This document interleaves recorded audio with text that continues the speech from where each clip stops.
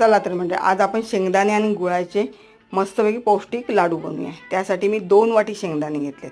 शेंगदाणे मंद गॅसवर एकदम खरपूस भाजून घ्यायचे। शेंगदाणे व्यवस्थित आतपर्यंत भाजले गेले पाहिजे।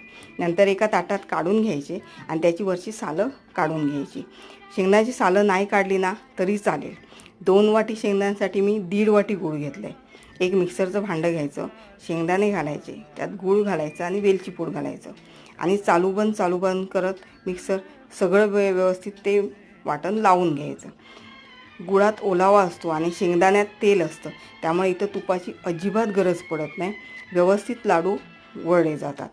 मात्र जे कमी गोड खाणारे आहेत ना, त्यांनी मात्र 2 वाटी शेंगदाण्याला 1 वाटीच गूळ घ्या, तेही लाडू मस्त तयार होतात। असे लाडू नक्की करून बघा। आवडलं तर लाईक, शेअर, सबस्क्राईब करा आणि लाडू कसे बनतात ते मला कमेंटमध्ये नक्की